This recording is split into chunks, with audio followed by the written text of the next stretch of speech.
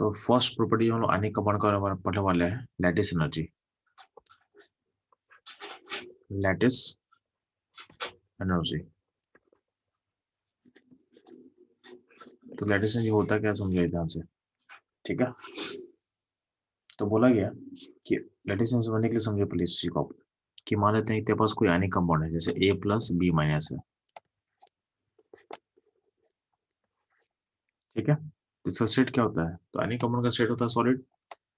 बोला गया कि इस 1 मोल यानी 1 मोल आयनिक क्रिस्टल को तोड़ने के लिए ब्रेक करके उसे उसके उसको उसके कंस्टिट्यूएंट्स जो भी ऐसे बना हुआ है उसके गैसेस पे हम भेज दो। मतलब यहाँ पे A प्लस B माइनस एक आयनिक कंपाउंड है जिसका स्टेट क्या होता है सॉलिड।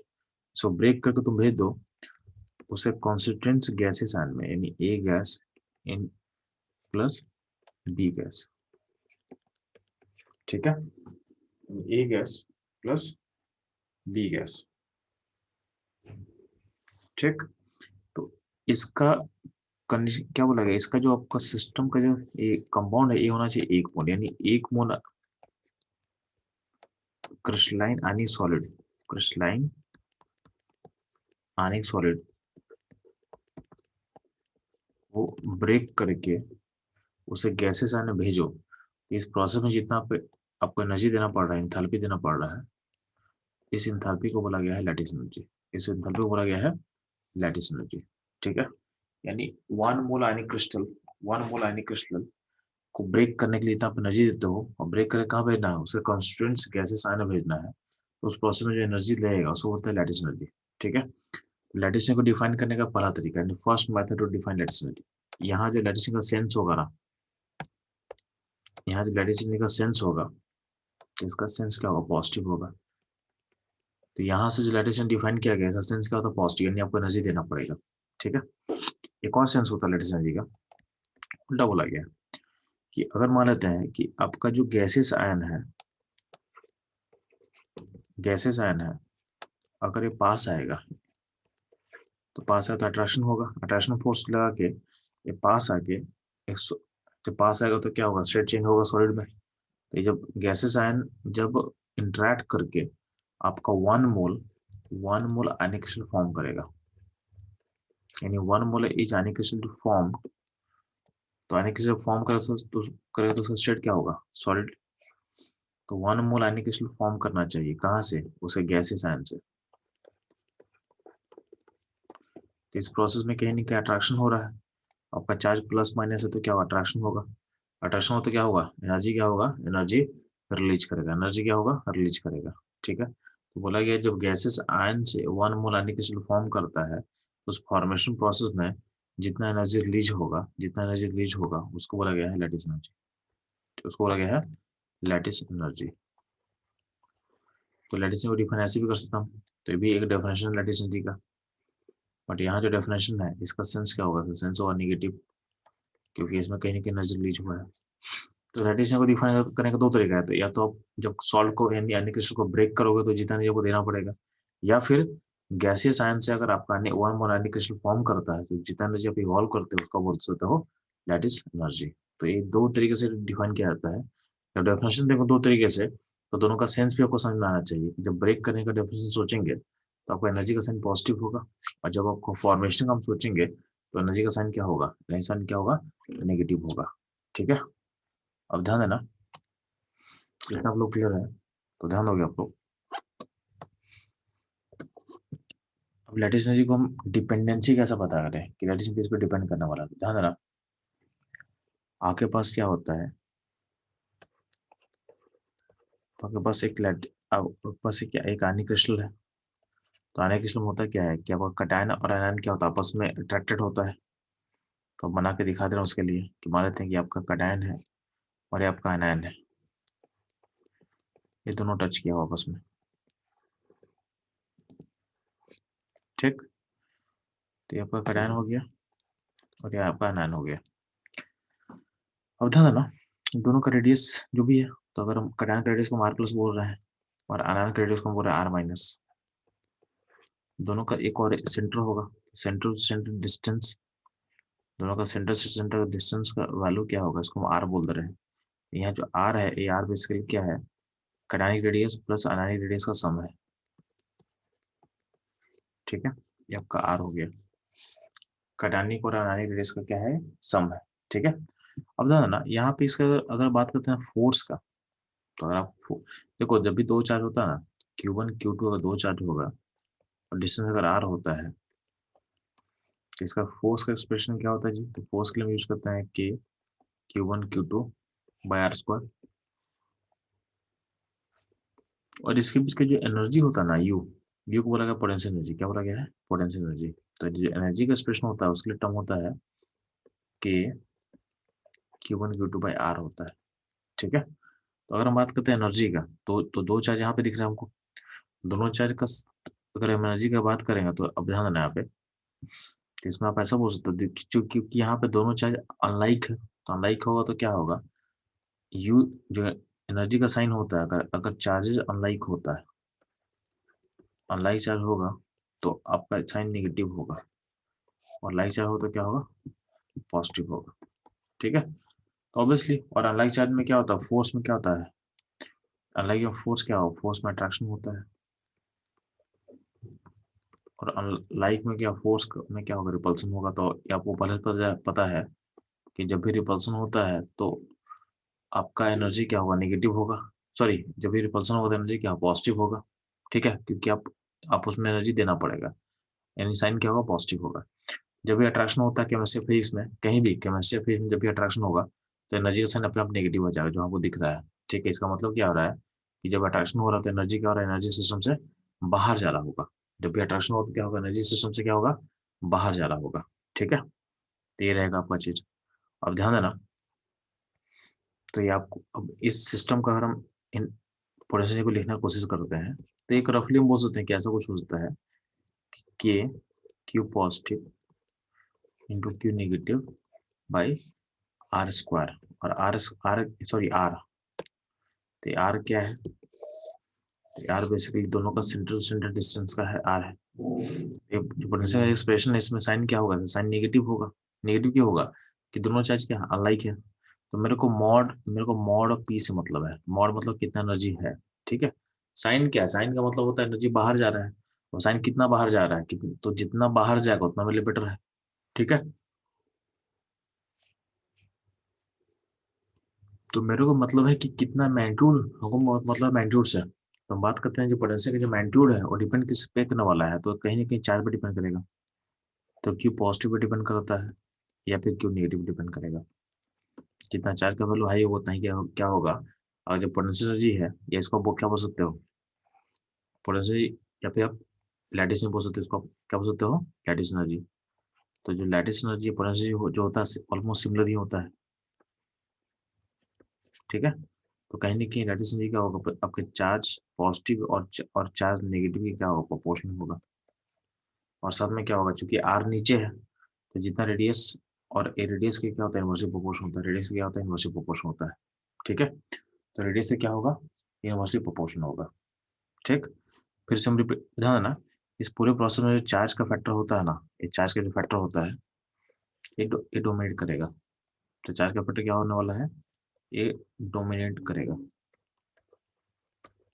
ठीक है। इसको फिर से ले दे रहा है, तो जब भी हम बात करते हैं लैटिस एनर्जी का,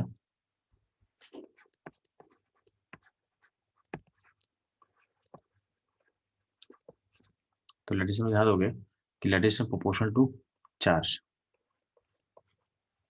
चार्ज मतलब कैटायनिक चार्ज और आयनिक चार्ज, दोनों के वैल्यू के प्रोपोर्शन होगा, ठीक है। और ये रेडियस की वजह से प्रोपोर्शन होता है, रेडियस कौन सा, तो आप आर को लिख सकते हो, आप आर को लिख सकते हो कैटायनिक प्लस आयनिक रेडियस का सम, इन दोनों का क्या होता है, इनवर्सली प्रोपोर्शन होता है, इन दोनों के सम के क्या होता है, इनवर्सली प्रोपोर्शन होता है। अब इन दोनों में बड़ा फैक्टर कौन होता है, तो जो चार्ज का फैक्टर होता है, ये फैक्टर डोमिनेट करेगा, ये फैक्टर डोमिनेट करता है, ठीक है। अब ध्यान रहा, अगर कुछ इतना समझ आ चुका है तो हम लोग चलते हैं क्वेश्चन ऑन लैटिस एनर्जी, यानी इस टॉपिक पे बेस्ट क्वेश्चन कर लेता हूँ थोड़ा सा।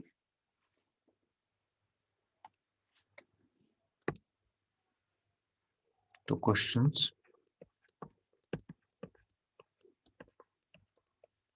Based on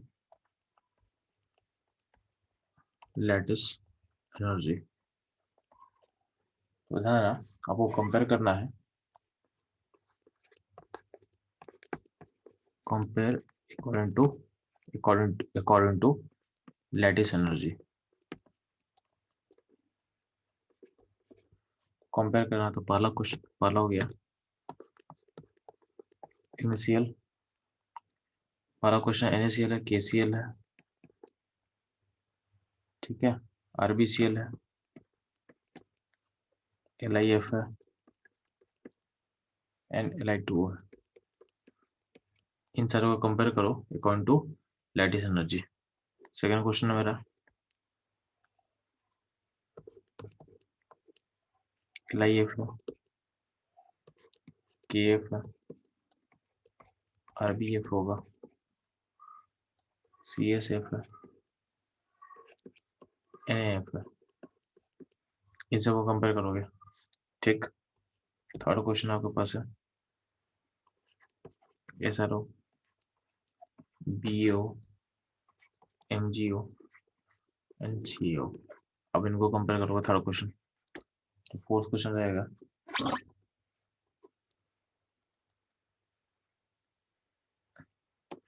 lithium carbonate, Li2O,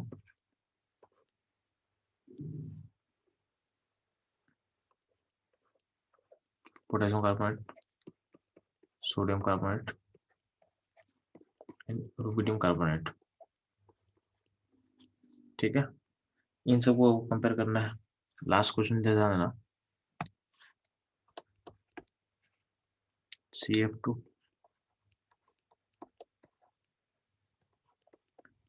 MgF2, SRF2, BF2 and MgO, ठीक है, BF2 एंड MgO। इन सबको कंपेयर करना है लैटिस एनर्जी के अकॉर्डिंग। ये सारा क्वेश्चन है, इसको आप सॉल्व करो फास्ट। बच्चों लोग इस क्वेश्चन को देखेंगे, ध्यान देना। तो पहला क्वेश्चन है, फर्स्ट क्वेश्चन में ऑर्डर क्या रहेगा, तो ध्यान देंगे। इन सब में आपका आनायन कॉमन है, आनायन सेम है, बस कटायन चेंज हो रहा है। और कटायन का जो चार्ज है, चार्ज कांस्टेंट है, सब पे क्या प्लस है, प्लस है, प्लस है। इसका मतलब कटायन का चार्ज भी कांस्टेंट है और आनायन भी कांस्टेंट है। तो बस चेंज क्या करा, कटायन का साइज, कटायन का साइज जितना बड़ा होगा उतना ही क्या होगा, लैटिस एनर्जी क्या होगा, घटेगा। तो इस ऑर्डर में इन तीनों को कंपेयर करें तो सबसे छोटा कौन होगा इसमें, RbCl। तो RbCl सबसे स्मॉल होगा, फिर होगा KCl और फिर होगा NaCl, ठीक। अब आते हैं LiF में। तो LiF में क्या रहा है आपका, कटायन अनायन कटायन भी छोटा हो रहा है और अनायन भी छोटा हो रहा है। दोनों का चार्ज -1 +1 है, बट दोनों का साइज छोटा हो रहा है। तो छोटा होगा तो क्या होगा, लैटिस एनर्जी क्या होगा, बढ़ेगा। अब Li2O की बात करो तो Li2O में क्या दिया हुआ है, वो कटायन Li+2 है, और सॉरी कटायन Li+ है और अनायन क्या है, O-2 है। O-2 है तो कहीं ना कहीं देखोगे इसमें कटायन कटायन और अनायन दोनों छोटा है और प्लस अनायन पे जो चार्ज -2 है। तो आपको पता है कि लैटिस एनर्जी में जो अनायन का जो फैक्टर है, यानी जो चार्ज का फैक्टर होता है, डोमिनेट करता है। तो LiF से बड़ा फैक्टर, LiF के बाद होगा, उसके बाद होगा Li2O, क्योंकि चार्ज एक बड़ा फैक्टर होता है। तो ऑक्साइड और F- में ऑक्साइड को हम आगे निकाल रहे हैं, क्योंकि क्योंकि चार्ज -2 उस पर हो रहा है। तो चार्ज जब बढ़ेगा तो लैटिस एनर्जी अपने आप क्या होगा, बढ़ेगा, ठीक है। सिमिलर बात करते हैं नेक्स्ट क्वेश्चन में। तो नेक्स्ट क्वेश्चन तो आसान है। आसान क्यों है, कि सबका आयन कॉमन है, आयन कॉमन है और सब में कटायन क्या +1 ही है। तो सब में कटायन क्या +1 है, तो इसका मतलब जितना, अब देखो आयन कॉमन है, कटायन का चार्ज फिक्स है, तो बस चेंज क्या हो रहा है, तो इस प्रोसेस में बस चेंज हो रहा है कटायन का साइज। जितना कटायन का साइज छोटा होगा उतना बेटर होगा। तो सबसे छोटा साइज कौन है, तो सबसे छोटा साइज आपका LiF है। सबसे छोटा साइज आपका LiF है। तो LiF तो हाईएस्ट हो जाएगा, फिर क्या होगा NF, फिर क्या होगा K, फिर क्या होगा, ठीक है। LiF NF KF फिर क्या होगा, चलो RBF और लास्ट में होगा CSF। ठीक, नेक्स्ट क्वेश्चन हम बात करते हैं। चलो नेक्स्ट क्वेश्चन ध्यान दोगे, सारे सारे ऑक्साइड्स है, तो सब में ऑक्साइड कॉमन है, और सारे और क्या कॉमन है, तो सब में चार्ज कॉमन है। ये +2 चार्ज है, +2 चार्ज है, +2 चार्ज है, +2 चार्ज है। तो इसमें जब चेंज बस क्या हो रहा है, तो चेंज हो रहा है कटायन का साइज। तो जितना कटायन का साइज छोटा होगा उतना बेटर है, जितना छोटा होगा उतना बेटर है। ठीक, सबसे छोटा कौन है जी, MgO, इसका वैल्यू सबसे हाईएस्ट होगा। फिर क्या होगा, कैल्शियम ऑक्साइड का, फिर क्या होगा, स्ट्रोंशियम ऑक्साइड का, फिर होगा बेरियम ऑक्साइड का। ये हो जाएगा लैटिस, ये हो जाएगा आपका लैटिस एनर्जी का ऑर्डर। ठीक, अब आते हैं फोर्थ एंड फिफ्थ पे, ध्यान देना। 4 5 को सॉल्व करोगे तो 4 5 में ध्यान दोगे कि 4 5 में देखोगे ध्यान से, देखो हम पहले करता हूँ लोग 4 नंबर, तो आयन देखोगे चारों में आयन कॉमन है। ठीक है, और जो लिथियम का जो आयन है वो कार्बन से उसका कंपेयर करोगे तो कार्बन से दोनों का चार्ज बराबर होता है, दोनों का चार्ज बराबर, लेकिन साइज छोटा, साइज किसा, तो रेडियस में कौन बड़ा होता है, कार्बोनेट। तो ओवरऑल देखोगे लिथियम ऑक्साइड को देखोगे तो ऑक्साइड और कार्बोनेट का चार्ज बराबर है दोनों आयन का, बट साइज बड़ा किसका होता है, कार्बोनेट का। तो हम देखेंगे, और बाकी देखोगे तो बाकी मेटल्स में देखोगे तो मेटल में चार्ज सब पे फिक्स है, plus plus plus plus plus. देखोगे तो सबसे बड़ा होना चाहिए लिथियम को, सबसे बड़ा होना चाहिए लिथियम वाले को बड़ा होना चाहिए। तो लिथियम में बड़ा तो होगा, अब लिथियम का 2 वैल्यू है, एक कार्बन का है अब एक ऑक्साइड का है, तो कार्बन डाइऑक्साइड में बड़ा कौन होगा। तो इस 4 नंबर का हम आंसर दिखते हैं, तो 4 का आंसर ऐसा होगा, सबसे हाईएस्ट हो जाएगा ऑक्साइड, फिर होगा कार्बोनेट लिथियम का, और फिर होगा सोडियम का कार्बोनेट,